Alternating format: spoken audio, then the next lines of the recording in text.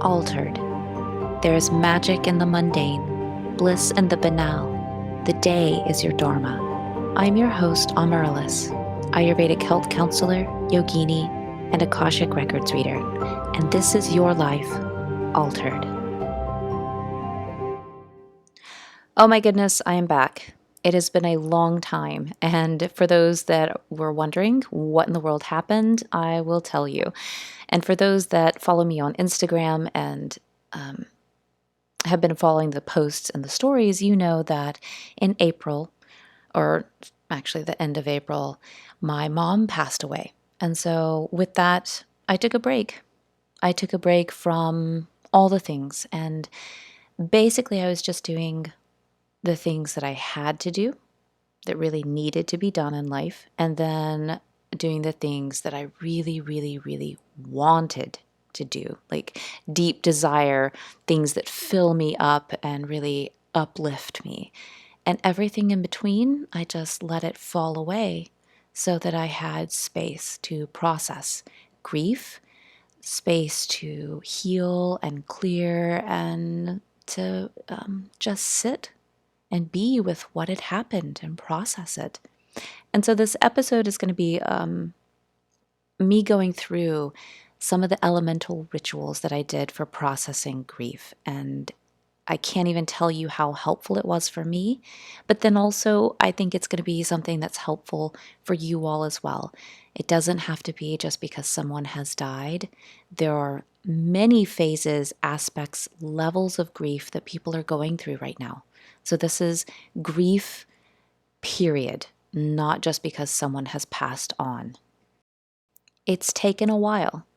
I mean, that was May 1st, and here I am in September, starting things back up again. And it felt like time. It felt like the right time. It's fall. It's a new season that's coming in. Fall always feels like a new start to me. And I know that I've done the work. I've done the self-loving. I know that I've done the grieving process, and I'm ready to begin again. And new things have actually come through. For those that were listening in April, you know that a lot of things were transpiring and a lot of things were happening so fast. Some of them I did not get into because it just wasn't time to speak them. And in upcoming episodes, I'll be talking about the things that did come through and where I am now. And it's actually a whole new place. This also had to be brought down and grounded. Not just mom passing away and the grief, but all these new things that came in had to really settle down.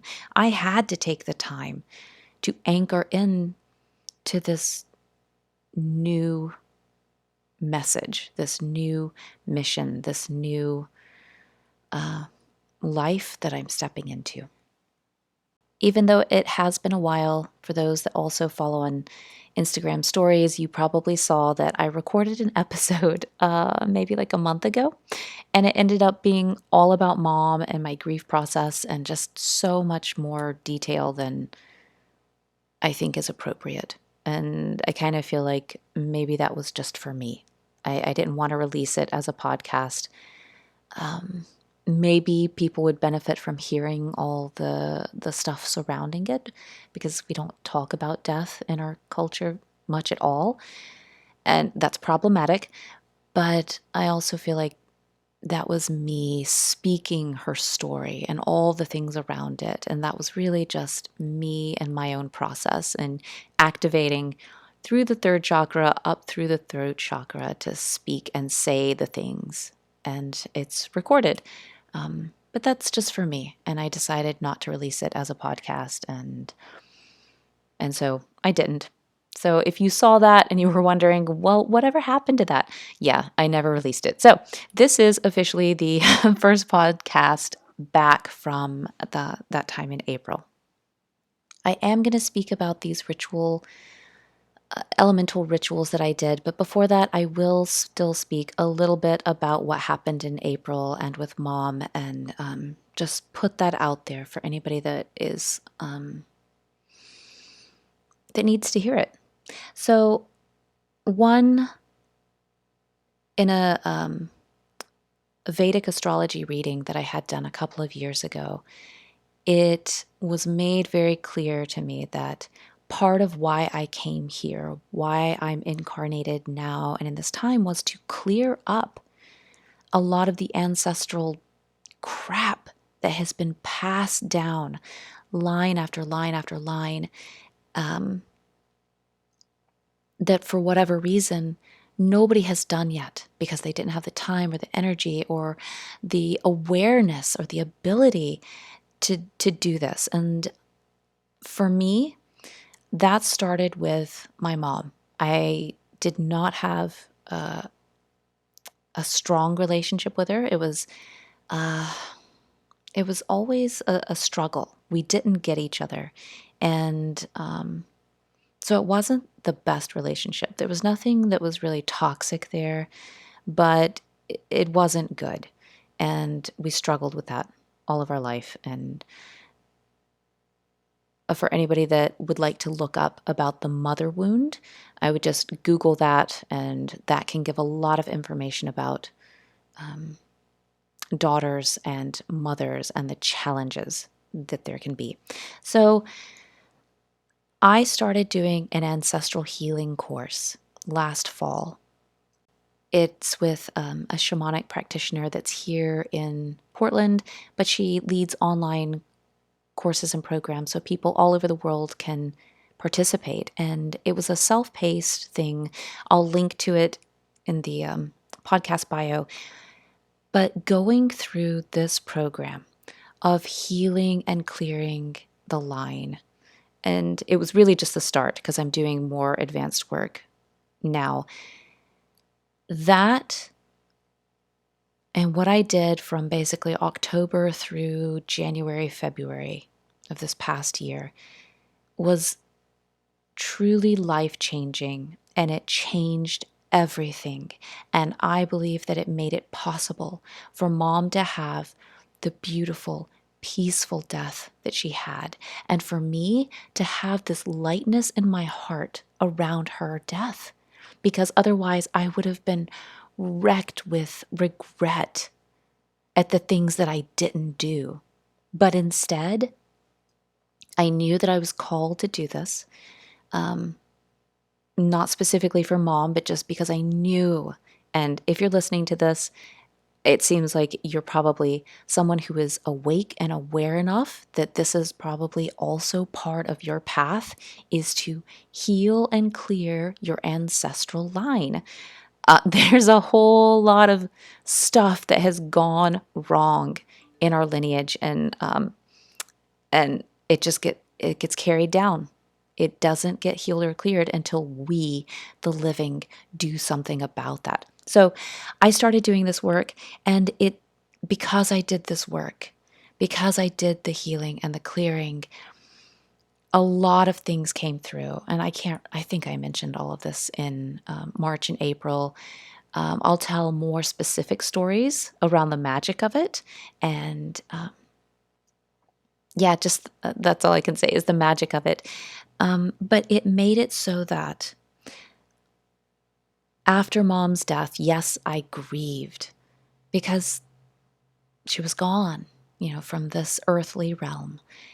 And I grieved her life and how sad it was to me, because for those that don't know, probably nobody knows because I never talked about her because I just couldn't, is that she was a quadriplegic. For the past 25 years, she's been in this state due to MS, and it never got better. It never went into remission. And it's been so hard to watch someone's life fall away and become, essentially dependent on everyone just to exist in this world. So there was a lot of grief that had to be moved through, worked through after she died, but ultimately there's such peace in my heart because as I did the work and I changed over these past 3 years, our relationship changed. And then as I did this work through the ancestral healing course, I cleared a path, it seems, for her ancestors to be able to work with her and for there to be this beautiful passing for her. She she died in the middle of the night, and I was there the evening before, just a few hours before she died, and we knew that she was sick, and we knew that things were happening, but I did not really realize that I wasn't going to see her again. And so we were there, and it was the most beautiful evening. She said she knew that she was going to go. She said lots of ominous things that now I can look back and say, oh, that's what she was talking about. Oh my goodness. So it was a beautiful evening. And then with such peace and grace, she passed in the middle of the night. And I feel like I woke up when she passed. There were some kind of magical things that woke me up, and I had some images happening that I think it was her spirit leaving. But I didn't know. I just woke up and said, that was a weird dream. What's going on? So we found out the next morning and that she had passed in the night. There was also a lot of magic that happened after she died. She died the night of Beltane with a waning moon, the pink moon. And then after her death, for those next 2 weeks, so much magic happened. It was palpable in the air. I got signs that she had crossed over, and there were so many animals, new animals that came to the nature area behind my apartment that I've never seen there before. And I saw rainbows all day, every day for the next couple of weeks. It just, some of these rainbows, I mean, yes, I live in Portland, but there's been no rain. So I would see rainbows without the rain. I saw this rare kind of rainbow that I had to Google because I've never seen anything like it. It was like a double rainbow, except you really only saw the sides of the rainbows.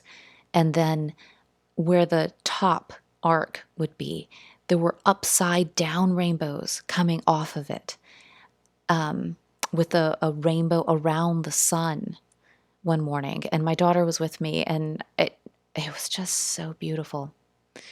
So all this magic happened, and then it was gone.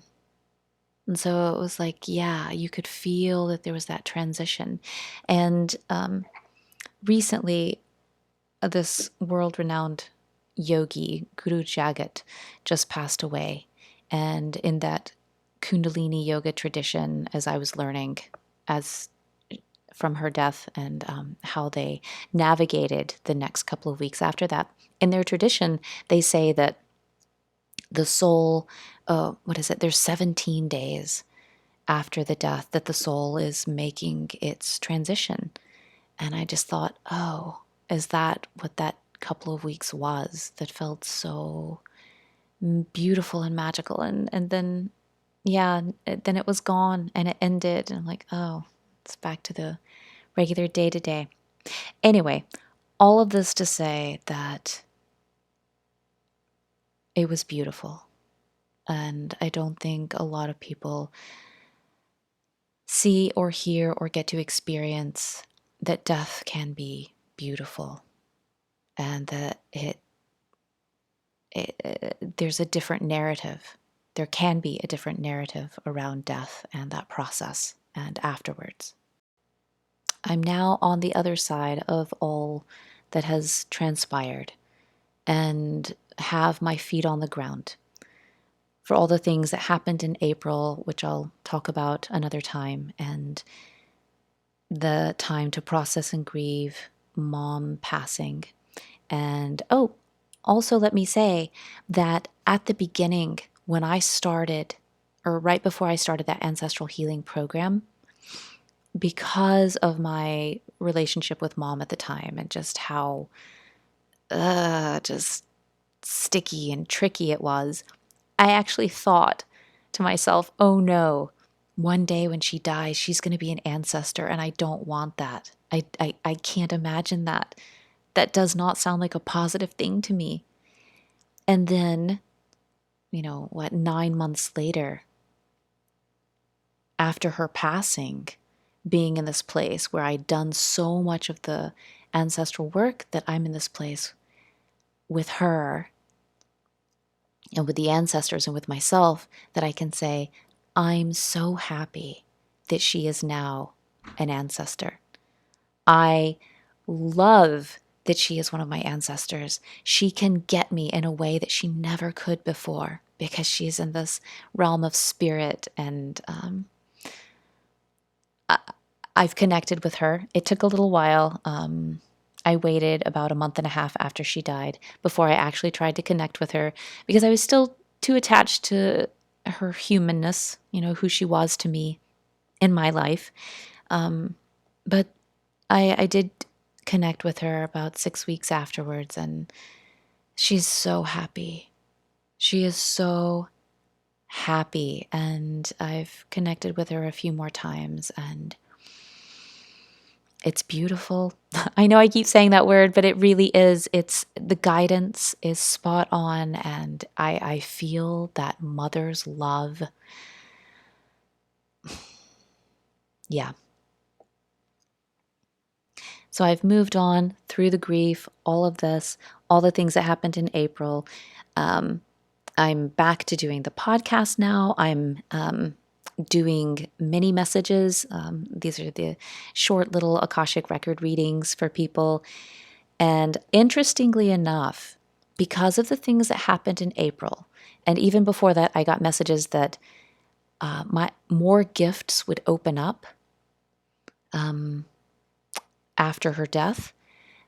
And yes, that has interestingly happened. And now when I go into the records for people and do a mini message, I'm not channeling the same way. It used to be that I would just hear the messages and then speak, and it would come through, and I'd speak it as I was hearing it. But now I'm getting more visuals.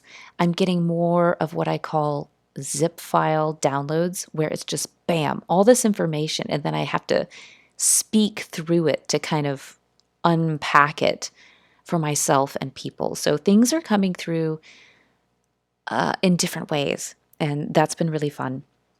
I'm still doing Reiki, and I'm going to be creating a couple of courses and programs. More to come on that.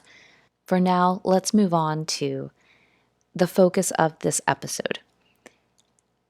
Using the elements to heal and transform and alchemize and compost grief.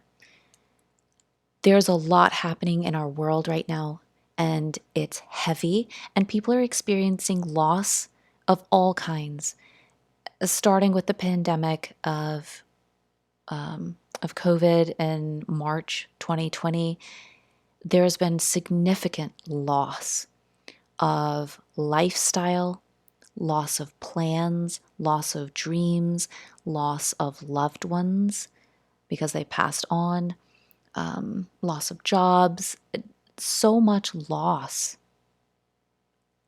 And that has to be recognized. And this grief has to be processed. It doesn't go away. It must be processed. And yes, you can go to a therapist and do this, these practices through traditional therapy, but also that's just in the mind. And yes, it helps. Yes, it helps. But also know that we are part of the earth and the elements that comprise earth. That's earth, water, fire, air. We can connect with these elements that are around us and within us because they are us. We are made up of these elements.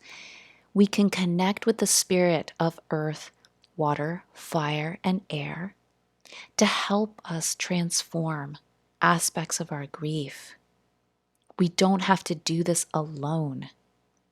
And the key here is working with the elements that you ask for this help.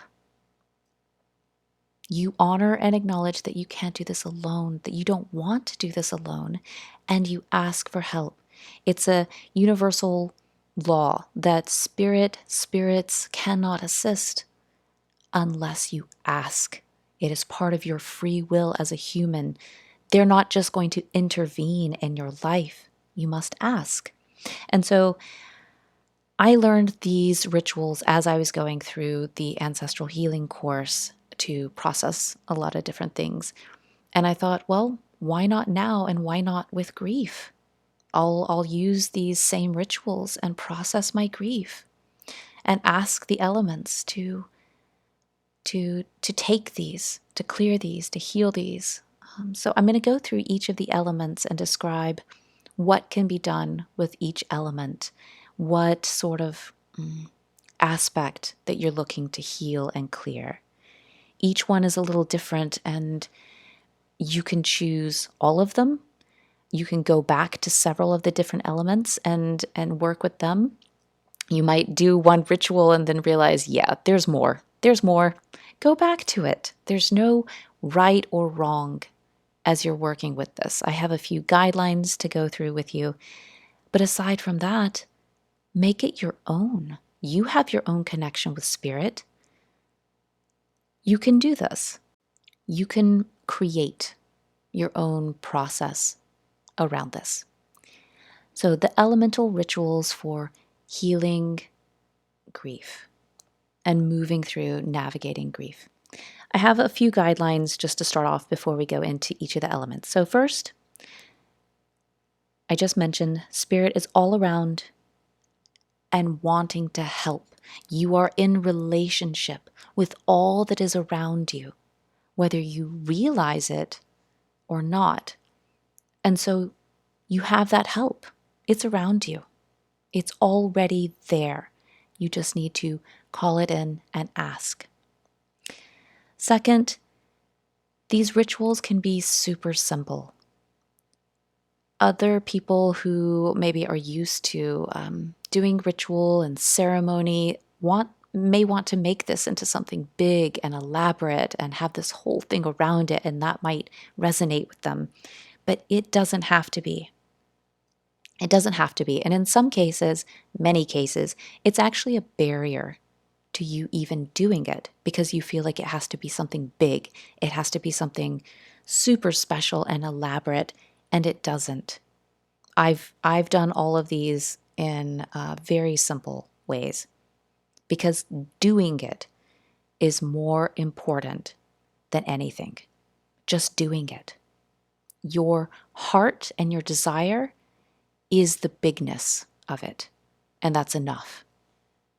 Third, for 3 out of the 4 elemental rituals, I like to do them around the full moon, like on the night of the full moon or just a couple of days afterwards, because the energy of the full moon is about celebrating what has come to fruition, but it's also marking that it's going to be waning for the next couple of weeks. And so there's a release, there's a time of release, and that's what I want to tap into. So usually I'll do the water and the air and the fire rituals with or right after the full moon, so that I'm tapping into that natural energy on the planet of releasing.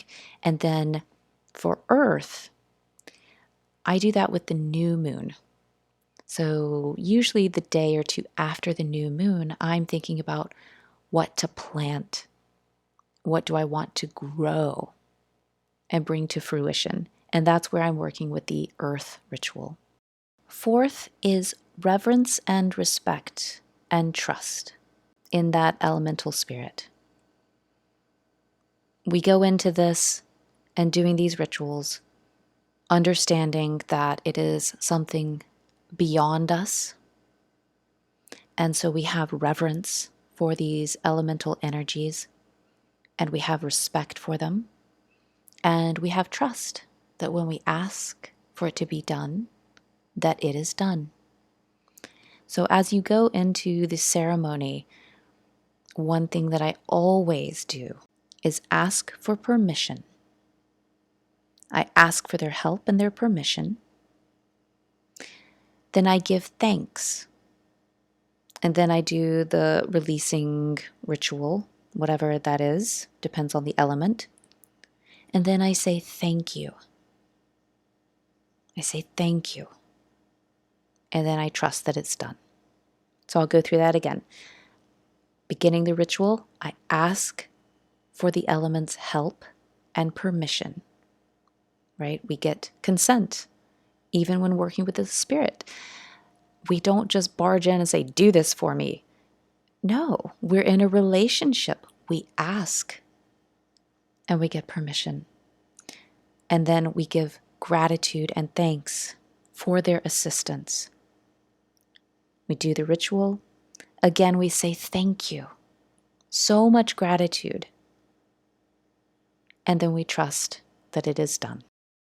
Now let's go into the elements and the energies that you're working with each element, aspects of grief that work for each element. And you'll probably think of other things than just what I have listed here. So I'm going through ideas that were outlined in the course that I took. And again, that's linked in the podcast bio and the information. If you want to read more about Christina Pratt and the Last Mask Center, please do. I cannot recommend her work and her programs enough. So, working with fire.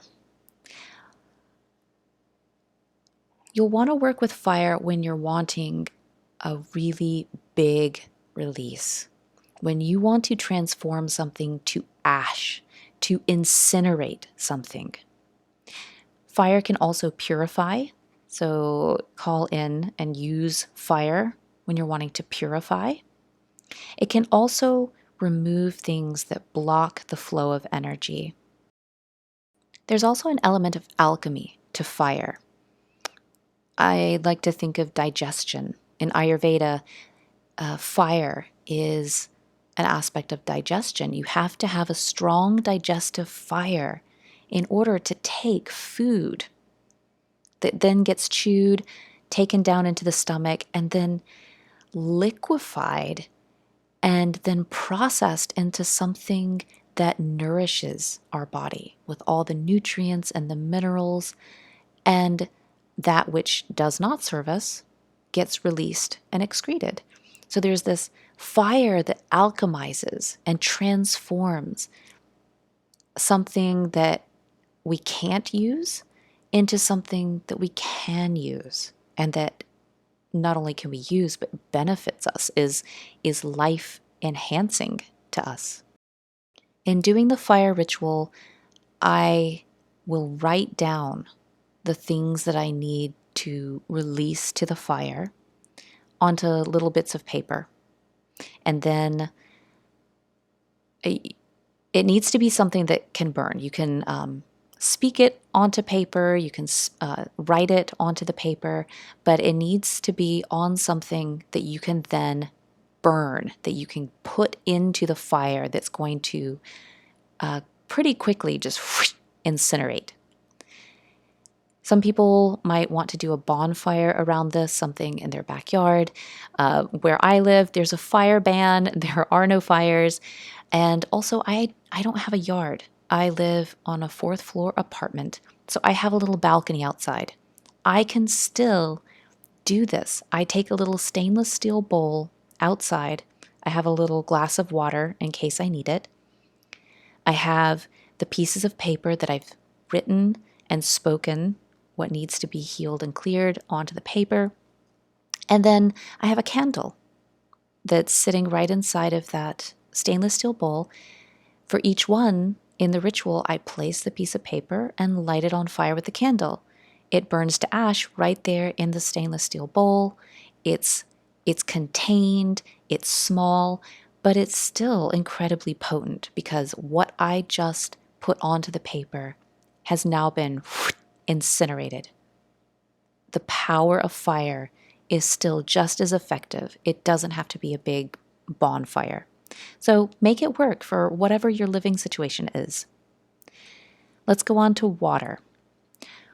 Water, when working with water, it's for the things that you want to dissolve, for aspects of grief that you want to cool and cleanse, to wash away, to perhaps dilute.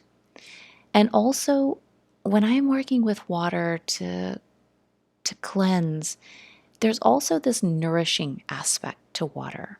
It's not like fire where you're just like burning it away. It's something where I want to wash it away, but I also want to feel soothed in the process. An example for me was guilt around certain things with mom. I don't want to just incinerate that guilt because there's a part of me that needs the soothing and the love that, the guilt isn't warranted. So I want to wash away the guilt, but I also need to feel that love and care as I do it. So that's just an example for me. When I'm working with the element of water, I will choose something natural that I speak into the stone. So whatever it is that I'm clearing or wanting to heal or wash away, I'll find natural things that I can then toss into the water, right? So you don't want to speak into something that isn't going to be okay being in the water or being in the earth. You can, like some people might just put it all in one. I find it more satisfying to speak it into several different items. Every thought goes into a different item. I like rocks or pebbles or sticks sometimes. So decide if you want something to sink or if you want something to be washed away and carried away.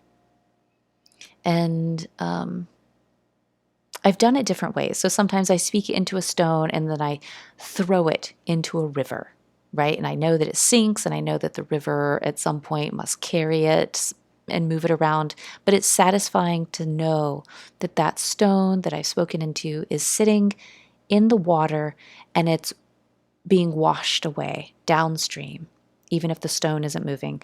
There are some things, like after mom died, I went to the ocean. And with that, I wanted to watch these sticks float away. So I found a little, I don't know what it's called, a little stream that was feeding into the ocean. And there was a really strong current taking it down to the ocean. So I spoke everything into these different sticks and then tossed them into the water and watched them get carried by the current down to the ocean. And that was really satisfying for me because, one, working with water, but then also witnessing the carrying of it into the greater body of water, the ocean. So up to you what you would like to do here, or more ideas. And if you think of any other ideas for this or how you choose to do this, please let me know. Email me, message me on Instagram. I would love to hear more ideas. Next is the element of air. When you're working with grief and air, you're connecting with this energy of dismantling something. You're releasing a story that's perpetuated. You're going to disperse and scatter. You want to move from something that's really stuck and stagnant to moving it, especially something like where there's no vision. There's no vision for something greater. The air as an element is wonderful because it takes it and it just breaks it apart in this graceful way and scatters it, disperses it. So if there is something that feels like it's been so stuck, it doesn't really work with the fire. Okay, you can incinerate it, you could wash it away, but maybe it still feels like it's stuck. Air will break it apart, and with grace. So, in working with the element of air, I don't put what it is that I'm trying to clear into something. It's actually the ritual of going someplace high. Ideally, you don't have to, but ideally going someplace that's high and connecting with the element of air. And then you speak whatever it is that's needing to be dismantled or scattered or dispersed. You speak it through your voice into the sound current, into the air. And the air, the element of air, simply takes it and breaks it and scatters it with the wind and disperses it like the clouds. It is gone. It's gone and dispersed.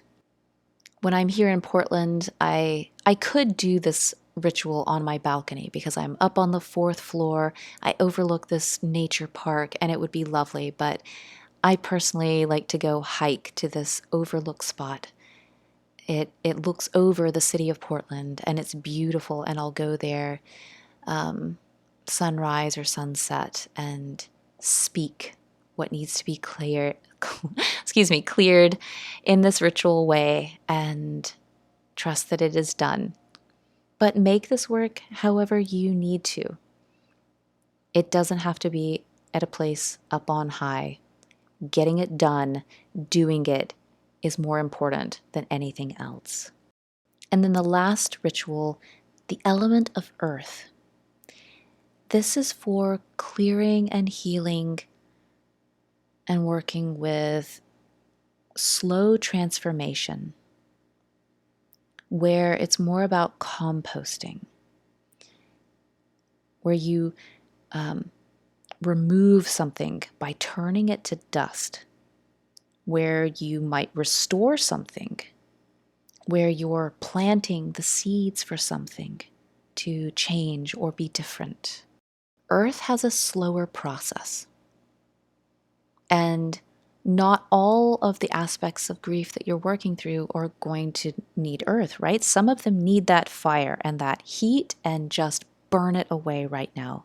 Some of them need that soothing of water, and some things you're going to recognize need and are calling for that slow breaking down in the earth, that composting. So it also is an alchemy, but it's not as quick as fire. There's that transformation, but it's done within the earth over time. It also has that aspect of planting, which is why I work with earth in the new moon. So if there's something that you are releasing to be broken down, slowly composted with the earth, then yeah, you might want to work on the full moon as things are clearing and cleansing. But most of what I do with earth is the planting seeds for something new or a shift or a change. And so that's why I use earth with the new moon. When you're doing the ritual, again, I use something that's natural, that I can bury into the earth, and that it's going to be okay, that it's not going to litter. Stones, crystals. I've actually gotten into the habit now of giving crystals back to the earth. So over the years, I've bought many crystals, and I don't need them in the same way that I used to. And so I'm giving them back to the earth and saying, thank you. Thank you for this gift and this blessing that I was able to work with these crystals. And now I give them back to you. So I'll speak whatever I need to into the crystal, or stone or whatever it is that you're going to bury. And then I bury it in the earth. Any little plot of land will do. And if you feel that there is no land whatsoever that you could possibly do this with, it can also work planting or burying in soil of a potted plant indoors. If there's just no other way to bury in the earth, Mama Gaia, then find a way to make it work for you. Burying something in the soil of a potted plant will also work just as well. It's the intention, it's the attention, and the desire in your heart that is really making this work.